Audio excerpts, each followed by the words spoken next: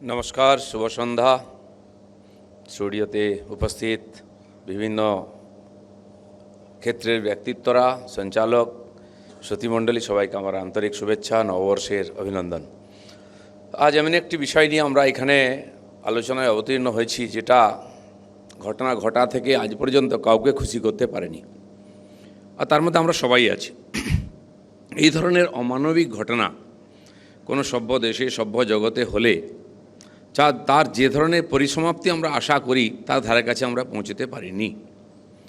সেই জন্য যারা দোষী, ঘটনা ঘটিয়েছেন, যারা এই আন্দোলনকে হাতে নিয়ে নিয়েছেন, অরাজনৈতিক আন্দোলন বলে চালিয়ে এক প্রকার মনে হলো শেষে রাজ্য সরকারকে আড়াল করার চেষ্টা করেছেন, রাজ্য সরকার এবং তার পুলিশ, যাদের দায়িত্ব ছিল এই অপরাধের কিনারা করা, তারা, এবং পরবর্তীকালে সুপ্রিম কোর্ট এবং কেন্দ্রীয় সংস্থা, সবার ভূমিকা প্রশ্নচিহ্নের সামনে দাঁড়িয়ে গেছে। আমি রাজনীতি করি বা না করি সেকেন্ডারি, কিন্তু আমি একজন এই সমাজের মানুষ। এই সমস্ত ঘটনার প্রতিক্রিয়া আমাদের মধ্যে হয়, আর বাকি পাঁচজন যেভাবে ভাবছেন যে এই অন্যায়ের প্রতিবিধান হোক, আমিও সেটা চেয়েছি। সেই জন্য পার্টির লাইন কি না, রাজনীতির বক্তব্য কি, তার বাইরে আমি বলার চেষ্টা করেছি, আগামী দিনেও বলবো, আজও বলবো। আমার প্রতিবক্তা, অভিজ্ঞ বরিষ্ঠ ব্যক্তিত্ব, তিনি বিষয় তুলেছেন কিছু প্রশ্ন। এই প্রশ্নগুলো সাধারণ আমার মনের এই প্রশ্ন আছে। একটা এরকমভাবে পরিসমাপ্তি হবে এই ঘটনায় আমরা কেউ আশা করিনি। সম্ভবত কোর্ট এখনও ঘোষণা করেনি যে কেস শেষ হয়ে গেছে, সেই জন্য এখনও আশা আছে। ধিক ধিক করে আগুন জ্বলছে, সুযোগ হলে সেটা আবার বাড়তে পারে। আর সেটা আবার বাড়ছে বলে, একটু আন্দোলন দানা বাঁধছে বলে, আর সরকারের বা রাজ্যে ক্ষমতাসীন পার্টির নেতাদের আবার জিভ উল্টে যাচ্ছে, কথা পিছলে যাচ্ছে। কী ধরনের কুকথা হতে পারে বরিষ্ঠ নাগরিক এবং নেতৃত্বদের, সেটা আজকে 2-3 দিন ধরে আমরা শুনছি, যেটা সাধারণ সমাজ মোটেই আশা করেনি। তার প্রতিকারও আসছে, এমনকি প্রাক্তন স্বর্গীয় শিল্পী এবং এমপি তাপস রায়ের স্ত্রী পর্যন্ত অমানিক বলেছেন, এবং তিনিও মুখ খুলতে বাধ্য হয়েছেন। এটা আমরা আশা করি না। সমাজ রাজনীতির উপরে আছে। সমাজ যদি না থাকে, সমাজের লোক যদি ঠিক না থাকে, তো এই রাজনীতির কোনো মূল্য নাই। তো সেই জন্য আমিও একজন ব্যক্তি হিসাবে এর প্রতিবাদ করব। যে ঘটনা ঘটেছে, সবার ভূমিকা নিয়ে সন্দেহ আছে, এবং জওহরবাবু যে ধরনের প্রশ্ন তুলেছেন, আমাদের মনে সেই প্রশ্ন আছে। প্রত্যেকটি ইনস্টিটিউট হোক, দল হোক, সরকার হোক, কেউ এই প্রশ্নের বাইরে নয়। কারণ যে ঘটনার প্রতিক্রিয়া বাংলা নয়, সারা ভারত নয়, দুনিয়াতে সব জায়গায় হয়েছে। আর পশ্চিমবাংলায় আমি গ্রামেগঞ্জেও দেখেছি লক্ষ লক্ষ মানুষ, যারা অত বেশি রাজনীতি ভাবেন না, মহিলারা, তারাও রাস্তায় নেমেছেন মোমবাতি নিয়ে। নিউ টাউনে লোকই থাকেন, আমি ওখানে থাকি, সেখানে দেখি 10-20 হাজার লোক রাত্রেবেলা 1টার সময় বাতি নিয়ে দাঁড়িয়ে আছে, মোমবাতি নিয়ে। এ অভূতপূর্ব। সমাজের যে মনের যে ভাবের বহিঃপ্রকাশ হয়েছে, যেভাবে শান্তিপূর্ণভাবে, কারণ আমাদের সমাজ এটাই বিশ্বাস করে, আমাদের সংবিধানও সেটাই বলে, তাকে আমরা কখনো ভেঙে দিইনি বেড়াটাকে।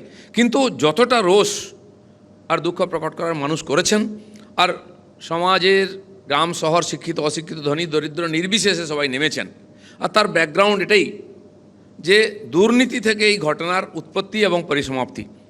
সেই জন্য যে ভয়ঙ্কর দুর্নীতি চারিদিকে হচ্ছে, যার প্রভাব সবার উপরে, সবাইকে তাকে ফেস করতে হচ্ছে। সরকারি কোনো যোজনার সুবিধা আপনি টাকা না দিয়ে পাবেন না।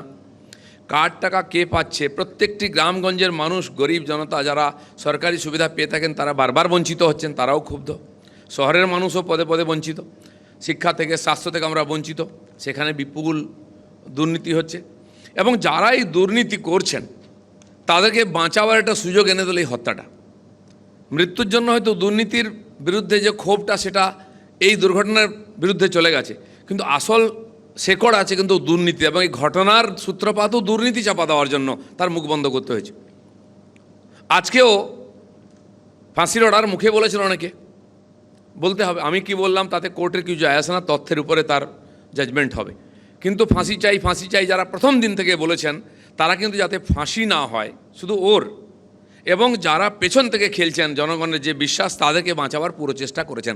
তাই আন্দোলন মাঠে মারা গেছে, বিচারটাও মাঠে গেলে, হয়তো কদিন পরে আন্দোলনের কথা বা এই ঘটনার কথা অনেকে ভুলে যাবেন, যেমন হাজার হাজার ঘটনা ঘটছে। সেই জন্য সেই সমস্ত কুচক্রী যারা ওই দুর্নীতি থেকে আরম্ভ করে এই ঘটনার আর করেছেন, ব্যবস্থা করেছেন, তারা কিন্তু বেঁচে গেলেন। আন্দোলনের মুখটা ঘুরে গেল ওই দিকে বলে, এবং সুচতুরভাবে আন্দোলনকে অরাজনৈতিক রাখা হলো। আমি প্রথম থেকে বলে এসেছি একজন রাজনৈতিক ব্যক্তি হিসাবে যে অরাজনৈতিক আন্দোলনের কোনো ভবিষ্যৎ নাই।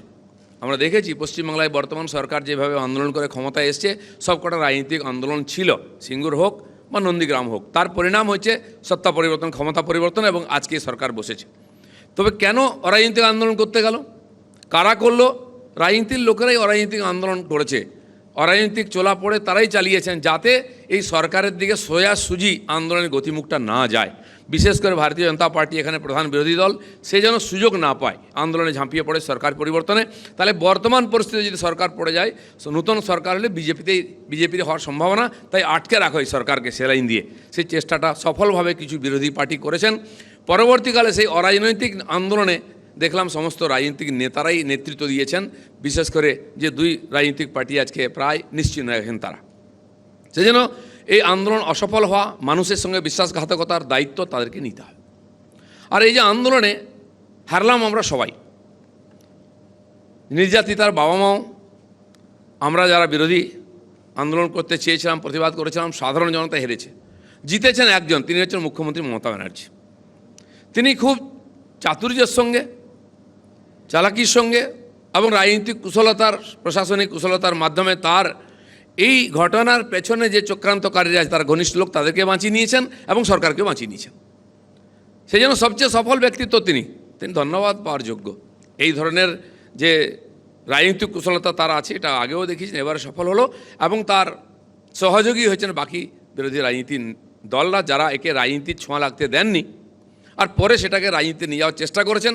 এবং যারা এর পেছন থেকে এর প্ল্যানিং করেছেন এই আন্দোলনের, তারা আজকে সেলিব্রিটি হয়ে গেছেন।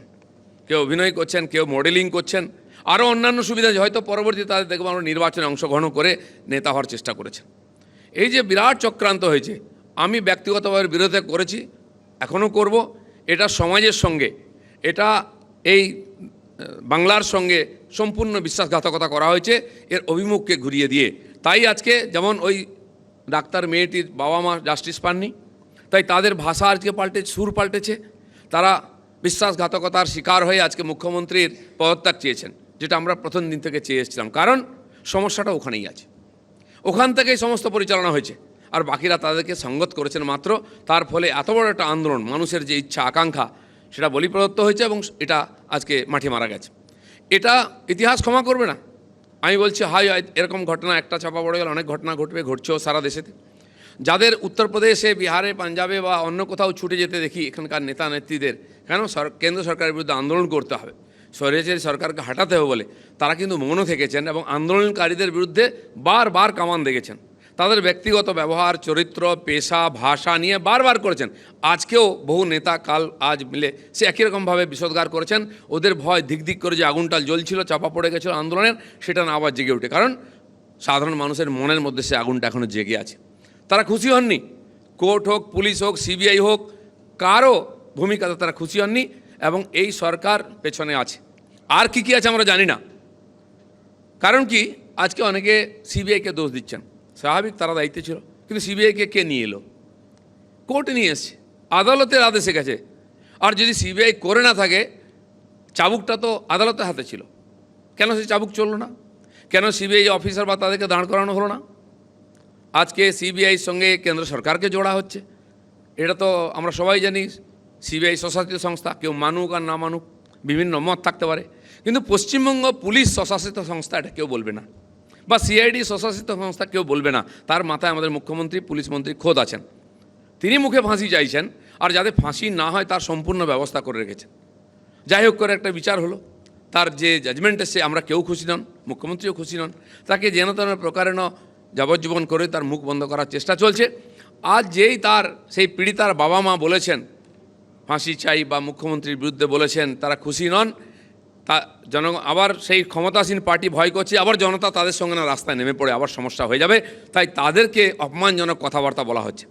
তাদের যে আবেগ, তাদের দুঃখ, তার প্রতি সম্মান না জানিয়ে এমন শব্দ প্রয়োগ করা হচ্ছে, যেটা আমার মনে হয় না সভ্য সমাজে হওয়া উচিত যারা সন্তান হারিয়েছে তাদের প্রতি। সেই জন্য এমন একটা জটিলতা তৈরি হয়েছে। এর মধ্যে সবচেয়ে ক্ষতিগ্রস্ত হচ্ছে আমাদের পশ্চিমবাংলার জনতা।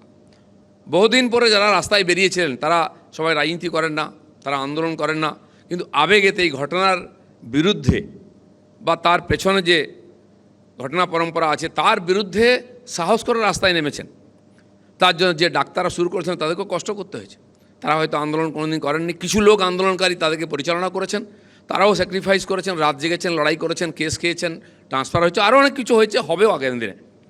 এই দেখে সাধারণ মানুষ তাদের সঙ্গে দাঁড়িয়েছিল। কিন্তু এই পুরো যে প্রয়াসটা, আমি বলেছিলাম নাটক করবেন না, তখন আমাকে অনেক ক্রিটিসাইজ করেছিলেন, কিন্তু আজ দেখা গেল এটা নাটকই ছিল, কারণ মানুষই ধোঁকা খেয়ে গেছে এতে।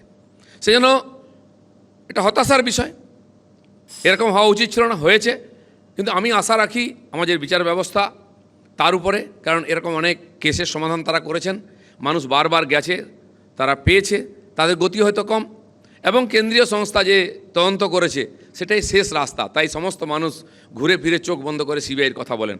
তারা যদি সফল না হতে পারে এটা আমাদের কাছে খুবই হতাশার, কিন্তু আশা তো রাখতেই হবে। আমি সেই জন্য ব্যক্তিগতভাবে আদালতের উপর এখনও আশা রাখি। যদি আদালত চায় এই কেসও খুলতে পারে, দোষীরা সাজাও পেতে পারে এবং মানুষের বিশ্বাস দৃঢ় হতে পারে। ধন্যবাদ।